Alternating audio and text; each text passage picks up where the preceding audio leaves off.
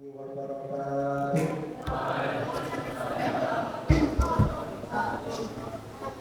Alhamdulillah, Alhamdulillahirabbil alamin. Wassalatu wassalamu ala asyrofil anbiya'i wal mursalin nabiyina Muhammadin sallallahu alaihi wasallam wa ala alihi wa sahbihi ajma'in, amma ba'du. Yang saya hormati beliau Ustaz Kiai Haji Dr. Wahid. Ya alhamdulillah, sore hari ini sudah hadir di tengah-tengah kita untuk siap-siap akan memberikan ilmu yang insya Allah bermanfaat dengan tema resiko atau konsekuensi memperjuangkan Islam. Dan sebagaimana yang kita ketahui, alhamdulillah beliau datang ke sini dengan cara hati tiga, membawa tongkat kita merasa terharu. Mudah-mudahan nanti apa yang disampaikan beliau semuanya membawa manfaat untuk kita semua. Kemudian sebelum kita mulai, kami sampaikan terima kasih, selamat datang untuk Bapak Ibu semua yang baru mengunjungi dan bahkan baru pertama kali mungkin menginjakkan kaki di Al-Izzah. Inilah Al-Izzah, pondok kita semua, dan insya Allah setiap pekan ketiga, setiap hari Ahad ini pekan ketiga kita akan kajian umum seperti sore hari ini. Dan memang hari Ahad itu full, pagi, sore ada, nanti malam juga ada, jadi suara luar biasa. Mudah-mudahan dengan banyaknya kajian semakin banyak manfaat yang kita akan rasakan untuk Rabbal Alamin. Bapak Ibu sekalian, Allah di sini kami selaku mewacana dan akan bacakan susunan acara pada kesempatan sore hari ini. Yang pertama adalah pembukaan. Marilah kita sama-sama buka dengan doa dan bersalawat. Bismillahirrahmanirrahim. Kemudian yang kedua nanti adalah acara inti, sekaligus nanti ditutup dengan doa. Jadi saya sampai sini saja. Nanti insya Allah dibawakan oleh Ustaz Wahid dengan tema yaitu konsekuensi memperjuangkan agama Islam. Seperti itu. Biar lebih barokah dan manfaat waktunya, marilah sama-sama kita buka. Dan sekali lagi kita buka dengan bersalawat. Bismillahirrahmanirrahim. Selanjutnya sebelumnya kami berikan kepada beliau untuk panjang lebar bisa menjelaskan dengan langsung.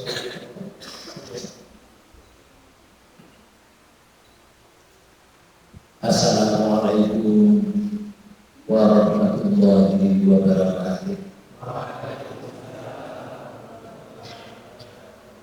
Bismillahirrahmanirrahim. Innal hamdalillahi nahmaduhu wa nasta'inuhu usolli wa usallimu ala anbiya'ihi wa rusulihi wa ala khatamil nabiyina Muhammadin sallallahu alaihi wasallam wa ala alihi wa sahbihi wa man tabi'ahum bi ihsan ila yaumil qiyamah. Ya ayyuhal hadirun wa hadirat usiku wa nafsi taqwallah wa qad fazal muttaqun. Qala Allah ta'ala fi kitabihil karim, a'udzu billahi minasyaitonir rajim. Am hasibatum an tadkhulul jannata walamma ya'lamil ladzina jahadu minkum wa ya'lamus sabirin. Sallallahu alaihi. Yang terhormat Bapak Pimpinan Pondok Al-Izzah, Al-Ustaz Mukhlisin dan yang lain, kami bersama menyebutkan satu persatu. Bapak Ibu undangan dan undangan yang hadir pada ini, pada hari ini, insyaallah kita dirahmati Allah Subhanahu wa Ta'ala. Bapak Ibu saudara sekalian, secara singkat langsung bahwa kami datang ke sini atau kalau dalam bahasa kita itu perdana. Saya tidak mengenalkan diri, tapi sudah dikenalkan oleh Ustaz Mukhlisin. Marilah Bapak Ibu sekalian kita luruskan niatan kita penting sekali. Innamal a'malu binniyat. Segala sesuatu itu dinilai oleh Allah teratur dari dalamnya. Kita niatkan silaturahim dan kita niatkan iktikaf di masjid ini. Ini masjid ini. Nah, Bapak Ibu sekalian, ada ayat di surat 3 surat Al-Imran ayat 142. Allah menyatakan am hasibtum an tadkhulul jannata walamma ya'lamullahu alladziina jahadu minkum wa ya'lamu as-sabirin. Apakah kamu mengira bahwa kamu akan masuk surga? Kita mengira apa? Kira-kira masuk surga tidak? Tidak. Kalau tidak berarti masuk neraka. Insya Allah. Tapi Allah menyatakan begini. Apakah kamu mengira bahwa kamu akan masuk surga?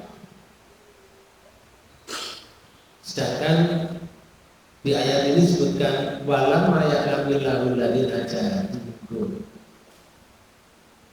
Padahal belum nyata bagi Allah orang-orang yang berjihad di antara kamu. Berjihad itu bersungguh-sungguh membela agama Allah. Burung meruh Allah kesungguhan kamu dalam membela agama Allah. Kalau bahasa saya, jangan tergesa-gesa menyatakan masuk surga, karena tiket masuk surga itu mahal. Tidak seperti ayam masuk kombong. Kalau sore digiring ayamnya masuk kombong, duduk belum tutup selesai ibadah. Tetapi kita masuk surga itu ada proses perjuangan. Terus yang kedua, belum nyata wayak lamar sabirin, belum nyata orang-orang yang sabar. Allah belum melihat orang sabar. Artinya kalau kamu belum sabar dalam memperjuangkan agama Allah, perjuangan masuk surga disini. Kemudian Bapak-Ibu sekalian, ada lagi di surat 2 ayat 214. Allah menyatakan, ayatnya senada. Am hasibtum an tadkhulul jannata. Apakah kamu mengira bahwa kamu akan masuk surga? Sama. Cuma bedanya di sini, kalau itu tadi Allah belum tahu kalau kamu bersungguh-sungguh memperjuangkan agama Allah dan bersabar untuk memperjuangkan. Kalau ini tidak. Allah menagih kepada kita untuk memberikan perbandingan perjuangan di antara kita untuk mencapai surga. Allah menyatakan, walamma ya'tikum masalul ladzina khalau min qablikum. Padahal belum datang kepadamu cobaan sebagaimana halnya orang-orang yang terdahulu sebelum kamu. Orang terdahulu yang masuk surga itu sebelum kamu itu mendapat cobaan yang luar biasa dari Allah.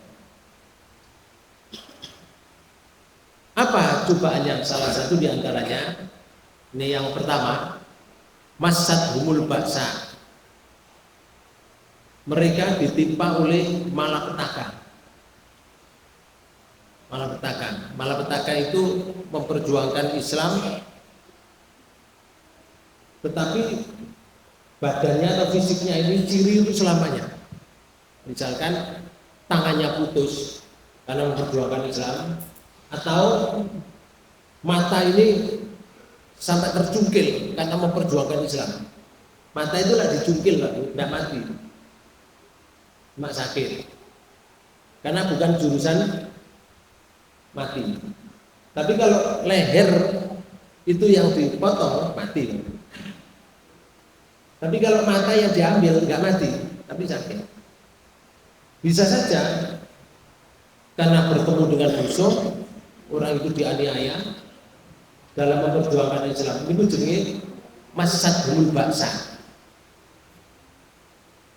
Orang-orang dahulu itu memperjuangkan Islam itu, pertama mereka ditimpa oleh malapetaka. Yang kedua, wadoro, mereka ditimpa kesengsaraan. Doro itu kesusahan karena harta bendanya dipakai untuk memperjuangkan Islam. Rasulullah itu kaya, istrinya itu pedagang kelas kakap di Mekah. Tapi Rasulullah di akhir hayatnya tidak punya apa-apa. Kenapa? Harta bendanya dipakai oleh Rasulullah dalam memperjuangkan Islam, memerdekakan Buddha, memberikan santunan pada orang yang sangat kekurangan dan seterusnya. Nah, itu namanya doror. Sehingga susah hidupnya. Harta bendanya dipakai untuk memperjuangkan Islam.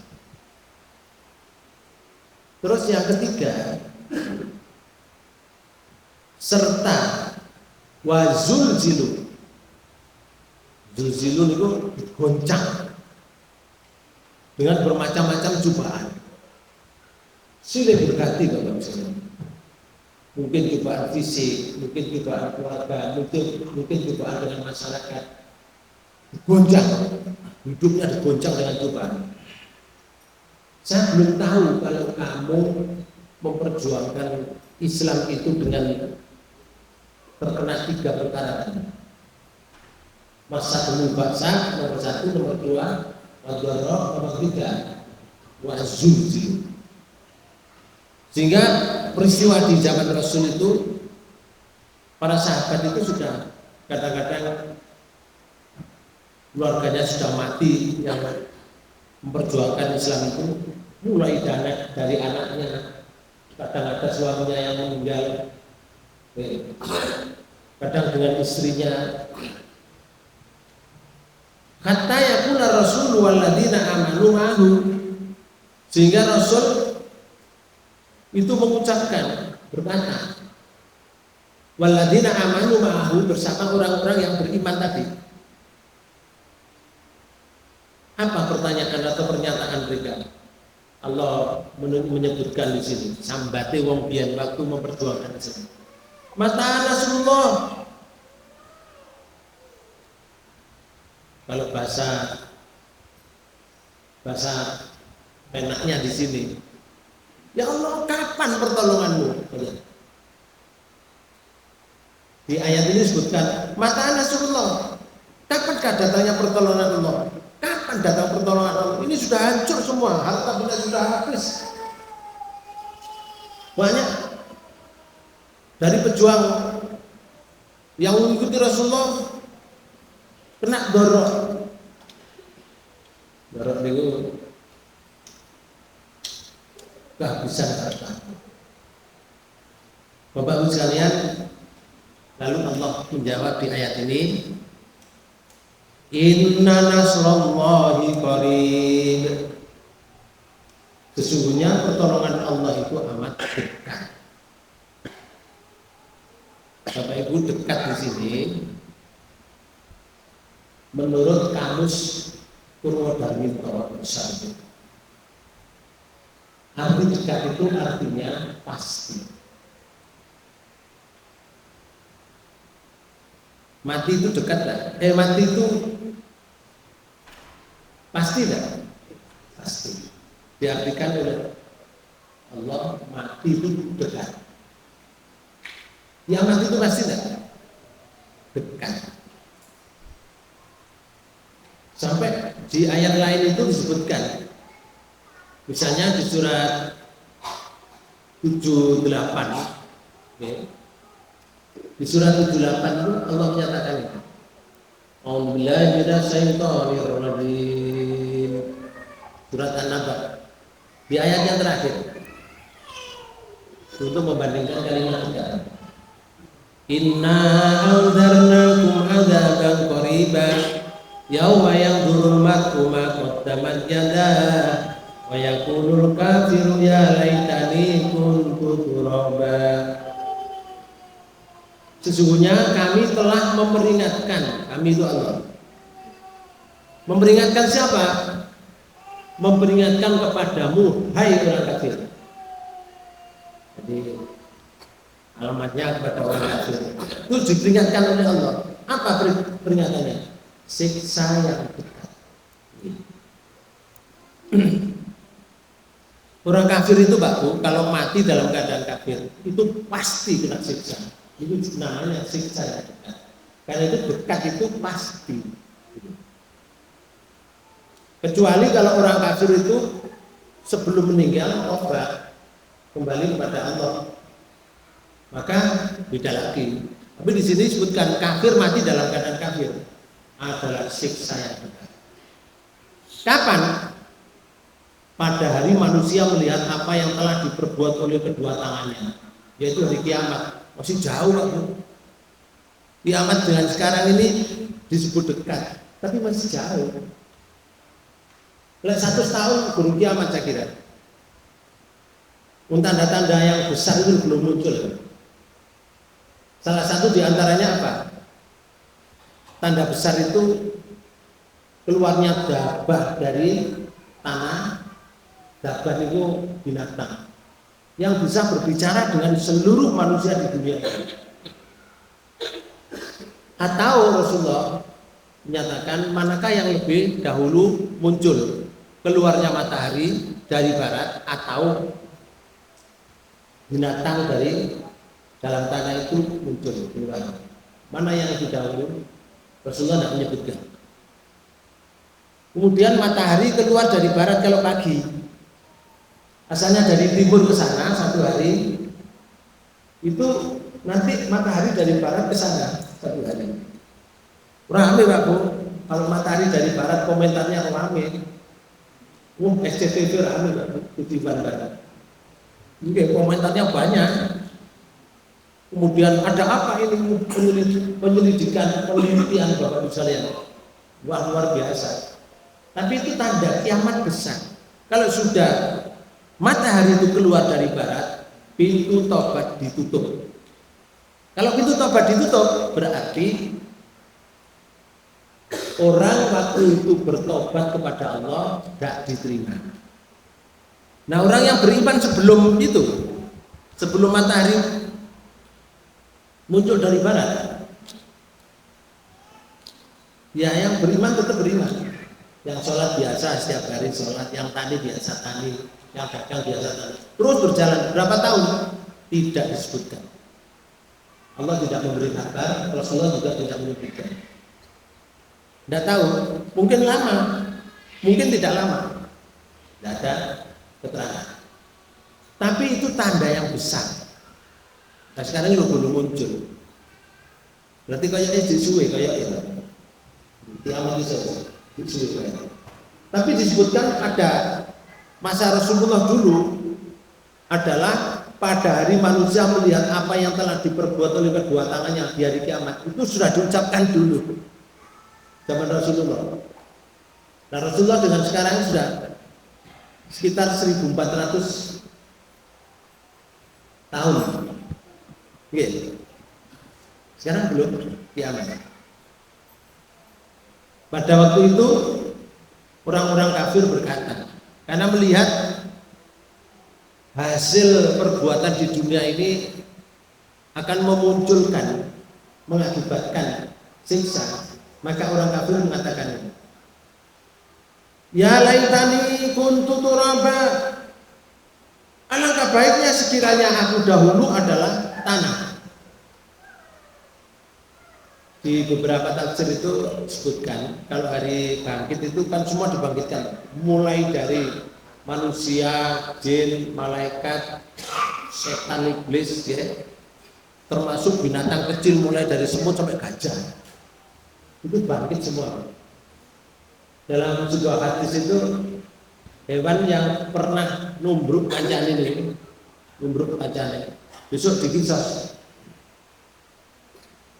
Suruh numbruk, sing ditubruk itu disuruh numbruk. Kancane sing nubruk nih doang.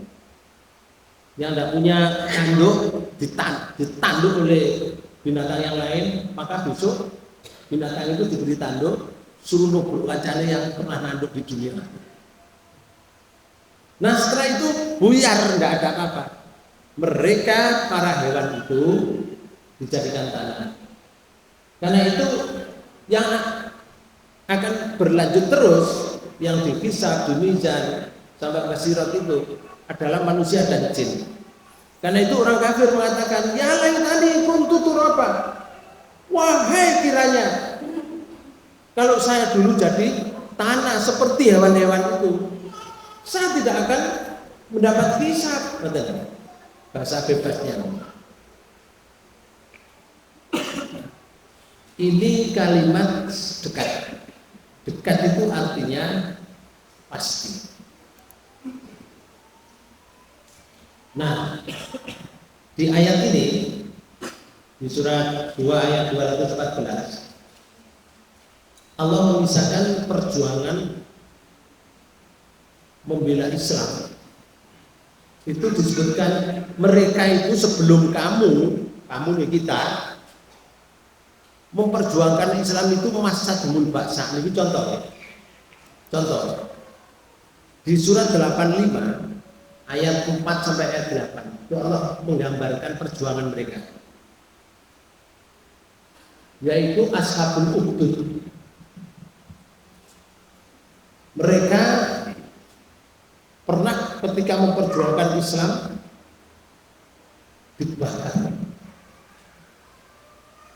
Ini Kutila ashabul ukhdud, binasa dan terlaknatlah orang-orang yang membuat parit. Siapa itu? Nanti kita terangkan. Siapa sing terlaknat itu? Siapa sing binasa itu? Sing buat parit itu? An-nari dzatil waqud, yang berapi dinyalakan dengan kayu bakar. Jadi parit itu, apa parit itu? Tanah dilubangi gini, terus diberi kayu, setelah itu dibakar kayunya. Allah mengkabarkannya tadi. Wa hum ala ma yaf'aluna bil mu'minina syuhud. Sedang mereka menyaksikan apa yang mereka perbuat terhadap orang-orang yang beriman. Jadi nggawa kursi itu. Paritnya itu diumeti kursi. Parit atau lubang, tanah dilubangi, kemudian dinyalakan apinya, seperti ini. Kalau sudah dinyalakan apinya, itu orang-orang beriman, Pak, dibakar dengan api ini. Maka mereka duduk di sekitarnya. Allah menyatakan binasa orang buat parit itu, celaka orang yang membuat parit itu. Siapa? Nah, ini mari kita simak ya. Mari kita simak dari kisah. Nah, ini namanya Dzunnuwas. Raja Dzunnuwas 500 tahun sebelum Nabi Isa, Nabi Muhammad Sallallahu Alaihi Wasallam. Namanya Raja Dzunnuwas. Raja Dzunnuwas ini Bapak sekalian Mereka membuat parit seperti ini, dibakar paritnya.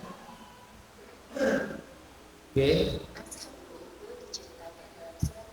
nggak bisa keras itu suaranya.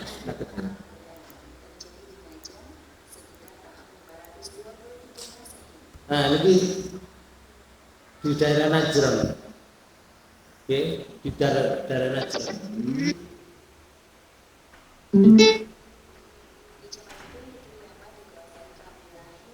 Oke. Zunnuwas, Bani Himyar penganut agama Yahudi.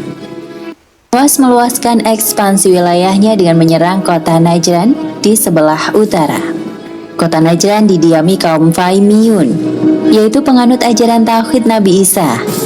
Ketika menjumpai penduduk negeri Najran pengikut ajaran Nabi Isa, Zunnuwas menyuruh warganya untuk memilih masuk ajaran Yahudi atau mati dibunuh.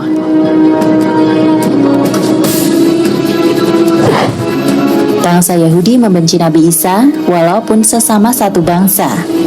Sebab ajaran Nabi Isa yang makin banyak pengikutnya itu bisa membahayakan kedudukan dan kemapanan hidup rahib-rahib Yahudi.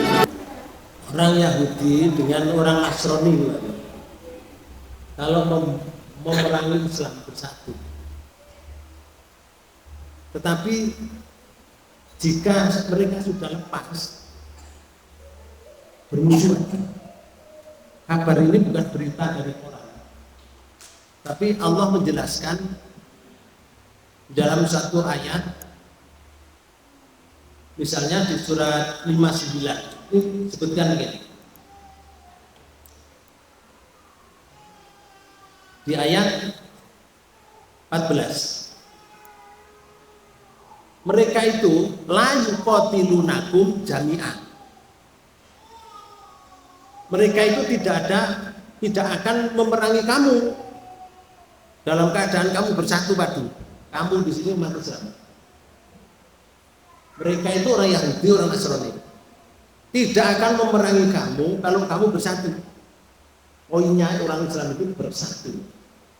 Jangan boleh dipecah-pecah. Oke. Kita jangan mau dipecah-pecah.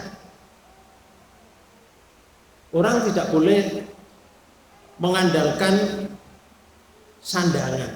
Islam itu satu Islam. Kita tidak boleh terafiliasi oleh organisasi. Organisasi itu sandangan. Tapi Islam itu satu Islam. Cara sholatnya sama, cara menyembahnya sama, cara puasanya sama, cara mengerjakan hatinya juga sama. Kalau kita bersatu padu, tidak akan diperangi. Nah, di sini illa fi qura muhassanatin au mi wara'i judurin. Kecuali dalam kampung-kampung yang berbenteng atau di balik tembok. Diperangi itu. Kalau ada orang Islam di kampung yang berbenteng, mereka itu mayoritas tidak Islam, perangi itu. Atau di balik tembok. Di balik tembok itu misalnya di Gunung Kidul sana. Dibatasi oleh gunung sebelah kidul. Diperangi mereka. Karena saya pernah survei ke sana, Pak. Salah satu di antaranya dalam satu desa itu dibuatkan rumah kecil-kecil itu. Baik itu, jalannya juga baik sekali, diatur yang baik-baik. Saya tanyakan, Bapak aslinya dari mana? Saya dari sana. Oh, punya rumah di sini. Ya, saya dibuatkan rumah, disuruh nyicil 1 bulan 3.000 rupiah. Berarti 1 hari itu 100 rupiah. Cuma pulau kalau hari Minggu absen kan gini gereja. Absen mulai dikai panganan, dikai sembako, Bapak. Siap dulu. Bapak misalnya kaitannya absen menurut susu melak kebaktian, susu menjadi mereka. Benar. Dan itu terbukti betul di daerah Blitar sebelah selatan itu. Ya, saya wawancara pada mereka secara langsung.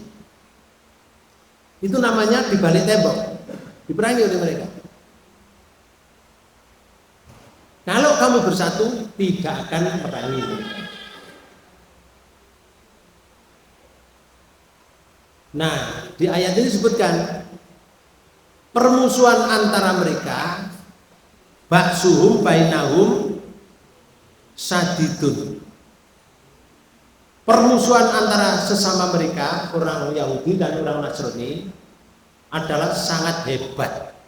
Sungguh sangat hebat Allah, bukan kita. Mereka tuh permusuhannya sangat hebat. Taksahum jami'an.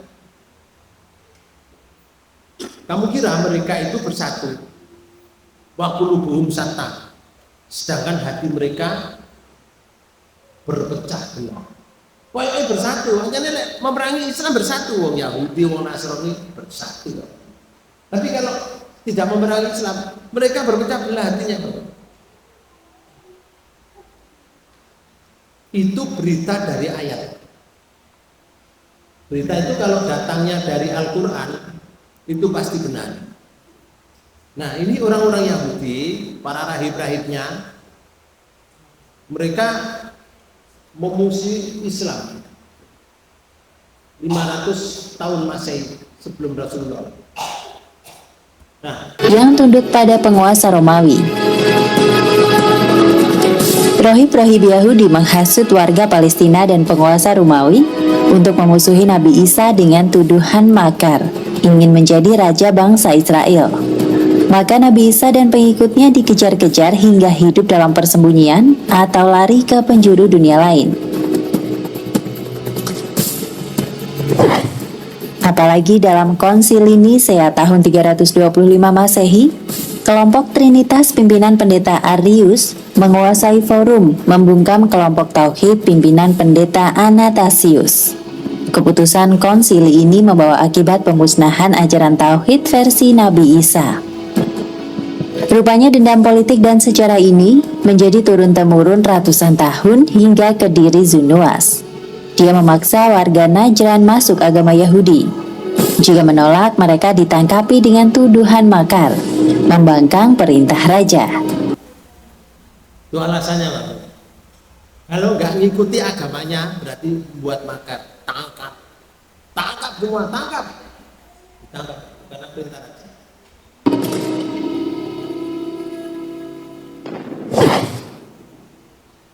Dibakar hidup-hidup dalam parit.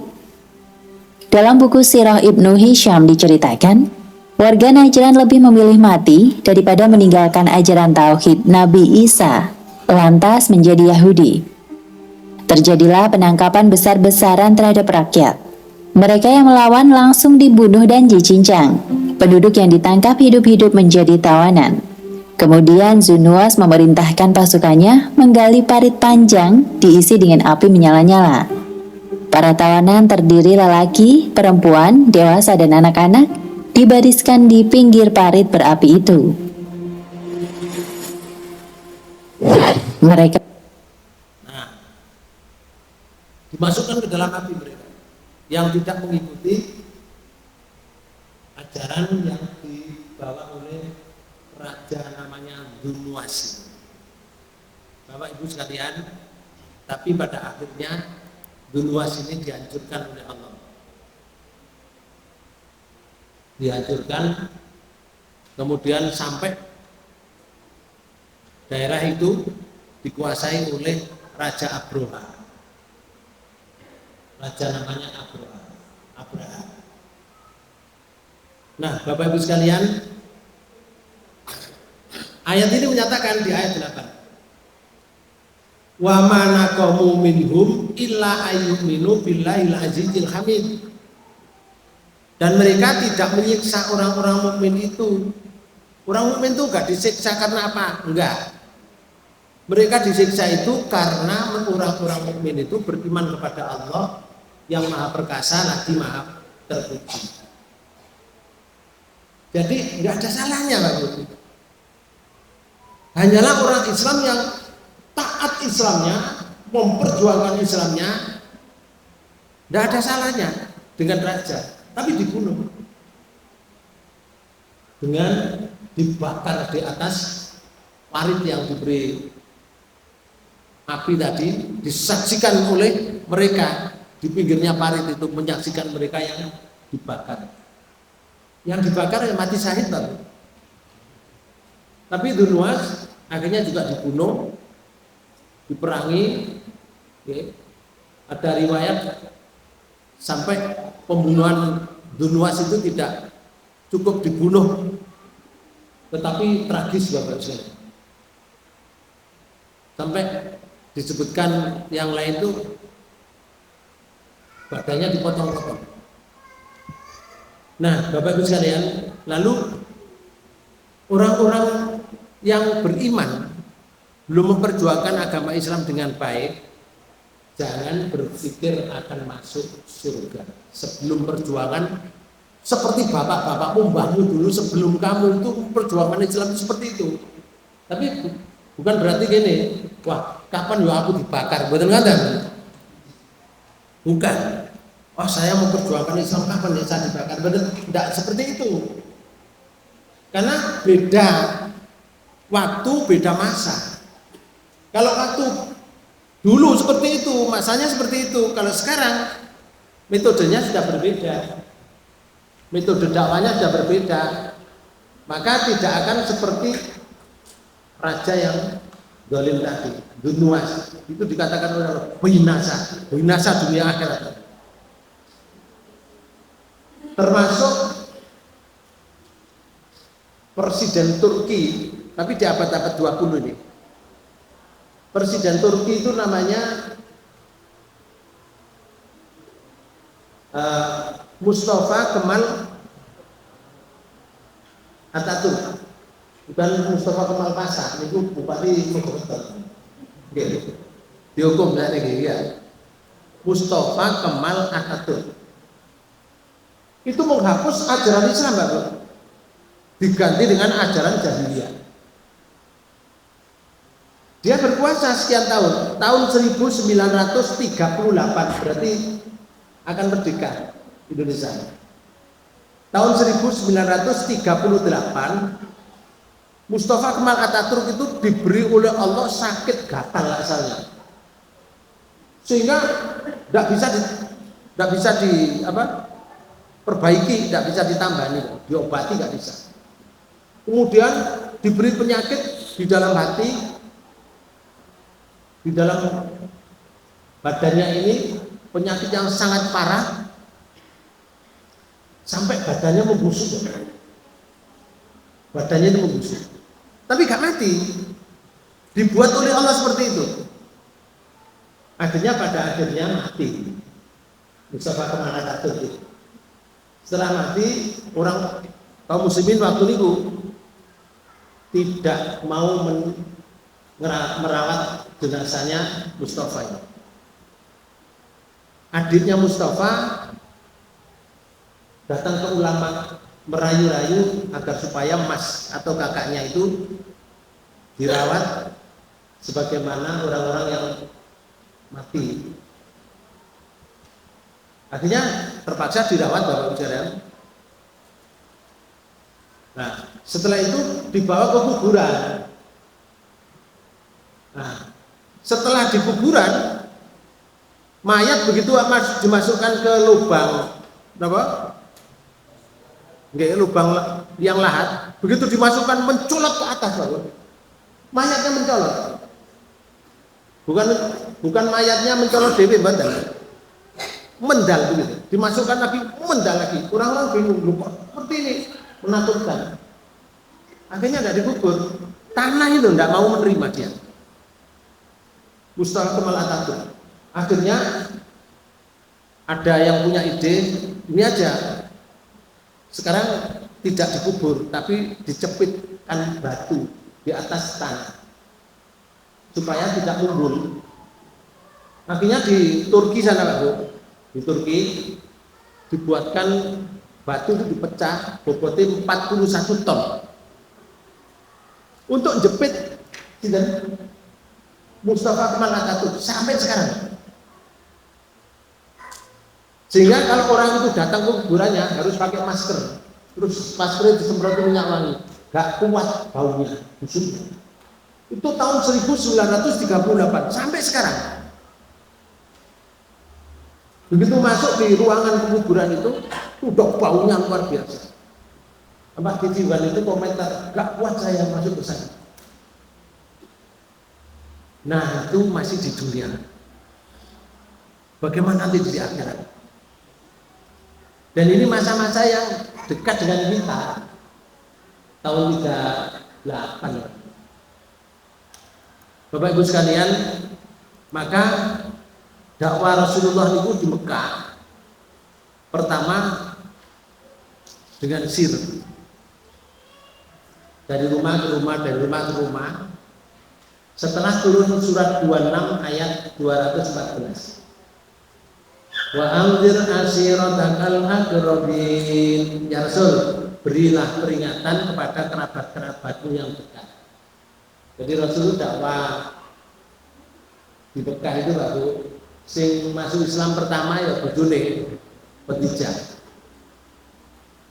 Kemudian diikuti yang lain-lain, termasuk sampai diikuti Abu Bakar, diikuti disusul Utsman bin Affan, dari golongan pemuda Ali bin Abi Thalib, Zubair bin Awam, dan seterusnya. Nah, membentuk satu pengajian seperti ini dari rumah ke rumah, namanya sirbat. Nek ngaji ditutup biar nggak perlu ngomong ures. Kalau perlu dipateni loh. Lalu pada suatu ketika ada seorang yang jagoan di mana itu, di kota Mekah, namanya Umar An Khattab. Disebut Umar bin Khattab. Merasa bahwa Umar bin Khattab itu kan pimpinan penyembahan berhala. Merasa bahwa dilecehkan sesembahannya itu oleh Rasulullah. Merasa dilecehkan. Padahal Rasulullah nggak melecehkan. Hanya mengajak jangan menyembah berhala. Karena berhala itu tidak ada manfaatnya, tidak bisa menolong. Sembahlah Allah yang Maha Kuasa. Merasa dilecehkan, cari Muhammad. Ketemu temannya di tengah jalan. Mat, mau kemana kamu? Cari Muhammad. Kenapa? Saya potong kepalanya. Alasannya, ini sesembahan nenek moyang kita dilecehkan oleh Muhammad. Akan saya potong kepalanya. Mat, apa? Adikmu sendiri namanya Fatimah, itu ngikuti Muhammad.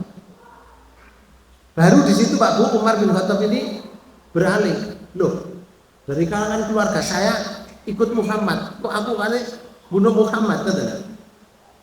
Tidak mencari Rasulullah, akhirnya berbalik ke rumahnya adiknya, namanya Fatimah. Sampai di sana Bapak-Ibu sekalian, Umar datang kepada adiknya, menanyakan apa yang dilakukan oleh adiknya tadi. Oke. Nah, peristiwanya seperti ini. Panjenengan simak.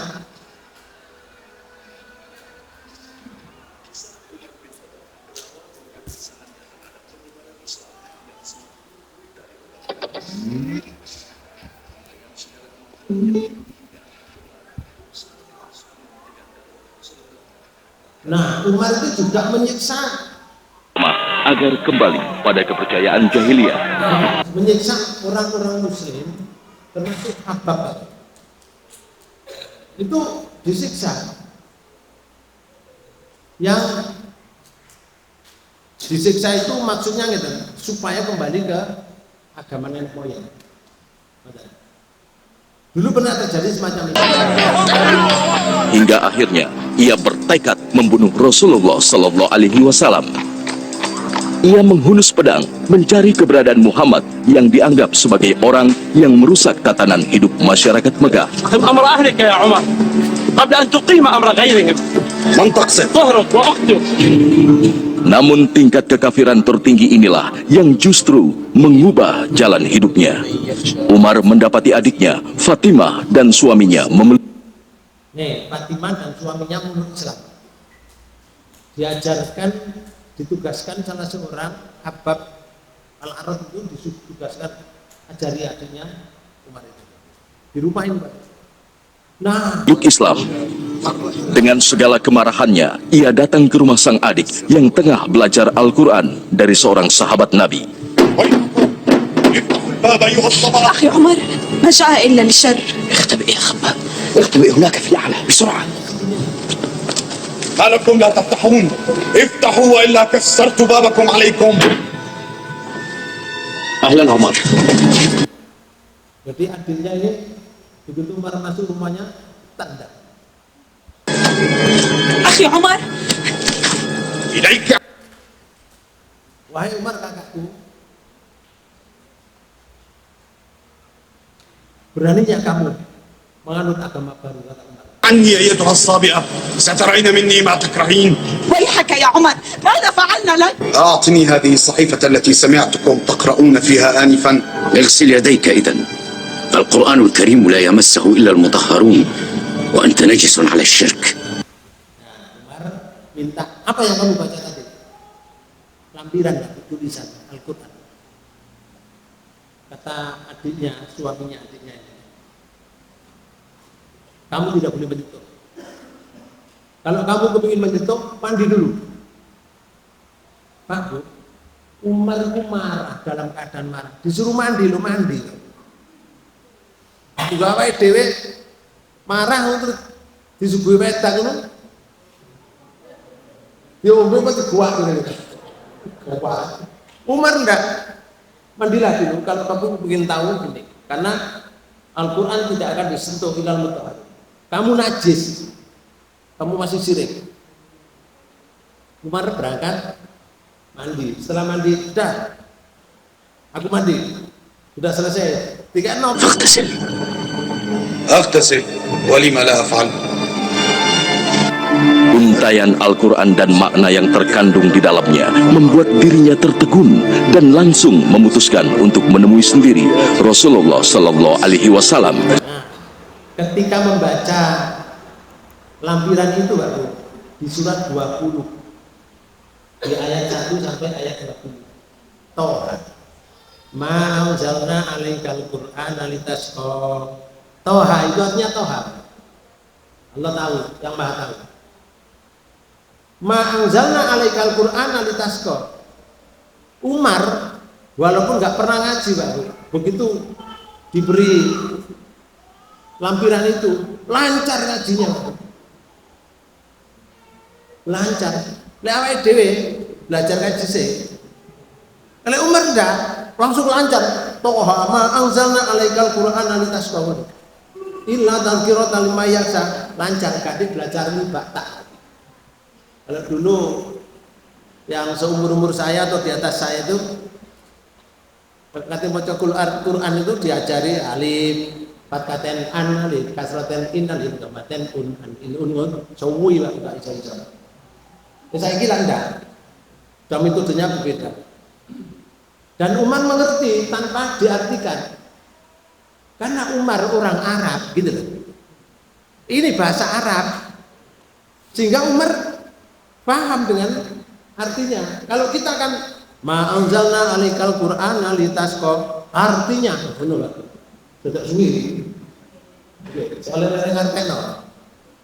Nah ini artinya kata, kami tidak menurunkan Al-Quran ini kepadamu agar kamu menjadi susah. Umar langsung, loh, ini bukan buatan Muhammad ini. Dilanjutkan, illa dzikrotan liman yakhsha, tetapi sebagai peringatan bagi orang yang takut kepada Allah. Wah, ini bukan buatan Muhammad. Sedangkan yang didengar oleh Umar beritanya, Muhammad itu membuat Al-Quran. Ini pasti dari Allah yang Maha Kuasa. Waktu terus waktu pada ayat 14, Innani anallahu la ilaha illa ana fa'budni wa aqimis sholata li dzikri. Sesungguhnya aku ini adalah Allah. Tak mungkin Muhammad mengatakan dirinya Allah. Saya tahu ciri ada Muhammad. Soalnya kan hidupnya mekhodra itu aja. Ya, cuma Rasulullah. Tidak ada Tuhan yang berat selain aku. Maka sembahlah aku dan dirikanlah salat untuk mengingat aku. Tak mungkin ini Muhammad mengaku dirinya sebagai Allah. Tak mungkin. Baca terus aku. Inna sa'ata atiyatun akatau fiha litujzakul nafsin bima tas'a. Sesungguhnya hari kiamat itu akan datang dan akan datang. Aku merahasiakan waktunya. Gak mungkin Muhammad akan merahasiakan waktu hari kiamat. Tapi kiamat akan datang. Musuh semakin mantap. Nah, tujuannya apa di ayat ini? Agar supaya tiap-tiap diri itu dibalas dengan apa yang ia usahakan. Kalau nggak disebutkan kan berarti dia bisa berbuat baik untuk dirinya untuk hari kiamat, gitu. Dengan ini Bapak Ibu sekalian, umat langsung bangkit, bangkit kepingin menunggu Muhammad untuk masuk Islam. Waktu ditanya, gimana Muhammad? Kata adiknya, kalau kamu ingin bunuh Muhammad, ini adikmu. Sekarang bunuh adikmu, bunuh aku. Dan saya tidak akan bunuh kamu, juga aku tidak akan bunuh Muhammad. Tunjukkan Muhammad di mana? Sekarang di Arqam bin Arqam, di rumahnya Arqam bin Arqam, ngaji.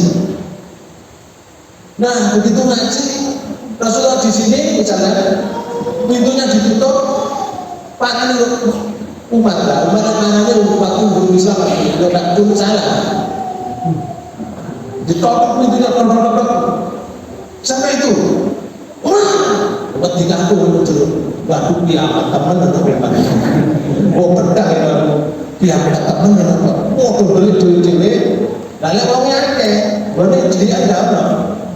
Sampai ada yang misalnya itu badannya ditutupi kertas motornya, malah ditutupi kertas dibaca pakai itu. Saking nomornya, saking takutnya.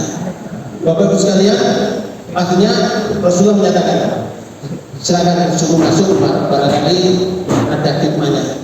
Tapi tidak begitu mudah dimasukkan, Bapak. Dijaga dua orang, jawara juga. Sehingga kono itu Ali bin Abi Thalib, sehingga kono Hamzah, pada jawara itu. Begitu dipegang, masuk dipegang, saya ucul. Ucul ya, Rasulullah di sini langsung mengejar. Wah orang-orang bingung nggak bu?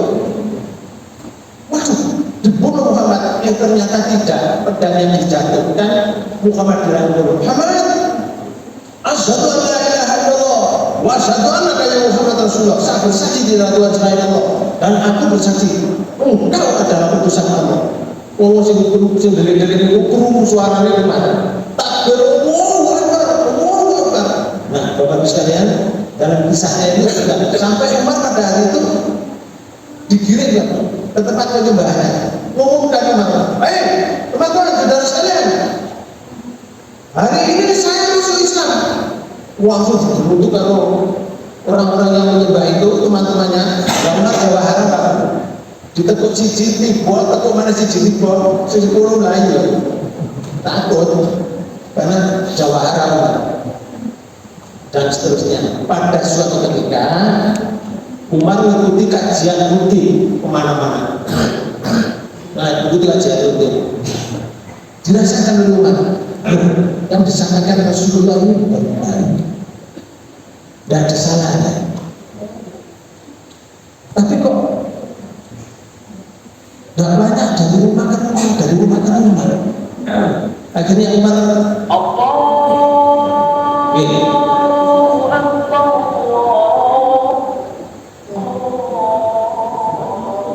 Bapak Ibu sekalian, akhirnya Umar bin Khattab menyatakan pada Rasulullah, nyatakan begini, ya Rasul, alasna alhaq fima mati wa mahyana. Ya Rasul, apakah kita ini tidak berjalan pada jalan yang benar, hidup atau mati? Wala Rasulullah menyatakan, bala yang mati, betul Pak. Walladzi nafsi biyadihi innakum wa ana al-haq imut wa itu. Benar Pak. Kamu dan saya demi Tuhan yang mengutus aku bahwa hidup kita ini adalah di jalan yang benar, hidup atau mati. Kita berada di jalan yang benar, hidup atau mati. Lalu umat mengatakan, tidak ya Rasul, kalau demikian ya Rasul, bagaimana nanti Pak? Kenapa engkau menyampaikan Islam secara sembunyi-sembunyi? Walladzi ba'atsaka fil haqq, demi Tuhan yang mengutus kau ya Rasul. Maka jangan walau bicara, sungguh kamu harus keluar ya Rasul, menyampaikan Islam secara terang-terangan. Lalu ada orang mengganggu, aku yang menghadapi, itu umat. Begitu masuk Islam, betul-betul nekat. Siapa yang menghalangi kamu dapat dalam Islam ini secara terang-terangan? Aku yang menghadapi. Maka Bapak sekalian, terjadilah dakwah ini berjalan terus dengan baik. Lalu tidak lama kemudian turun ayat. Oke. Turun ayat yang ayat itu di surat 15. Nih. Surat 15. Di ayat 94 itu disebutkan begini. A'udzubillahi minasyaitonir rajim. Bismillahirrahmanirrahim. Fastaqimatu wa amin anil musyrikin. Ya Rasul, maka sampaikanlah untukku secara terang-terangan, dakwah secara terang-terangan.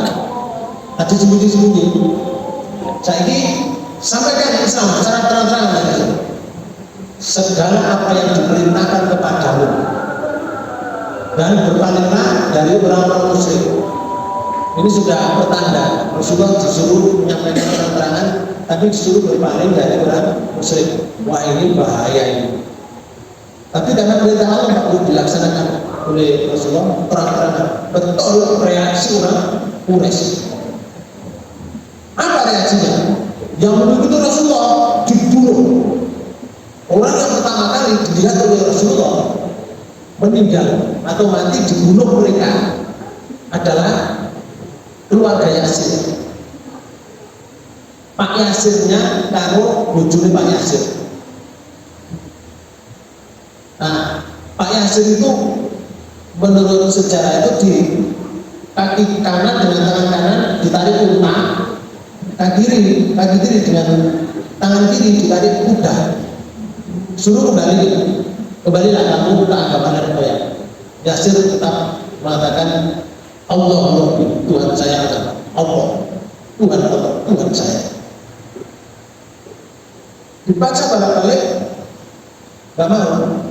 Akhirnya dipacu kuda, dipacu unta, dipacu kuda, dipacu pecah badannya.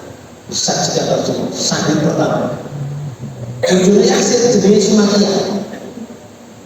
Sumatia juga dipaksa, tidak mau dibunuh. Begitulah orang-orang Quraisy waktu menghadapi dakwahnya Rasulullah sekarang terakhir. Lalu perjalanan Rasulullah sampai memenangkan Islam itu bagaimana? Wah, tidak bisa saya terangkan hari ini kan. Sudah pukul 5. Oke, mau dibuka maghrib. Saya nanti setelah maghrib ngisi lagi di tempat yang lain. Saya mohon maaf kalau ada waktu bisa ketemu lagi dan melanjutkan apa yang kita programkan. Mudah-mudahan apa yang saya sampaikan ini membangkitkan kita untuk memperjuangkan Islam dengan sungguh-sungguh, sehingga nilai yang diberikan oleh Allah dengan kesungguhan kita menjadi orang yang berakhir husnul khatimah. Kemudian kurang lebihnya mohon maaf. Wassalamualaikum warahmatullahi wabarakatuh.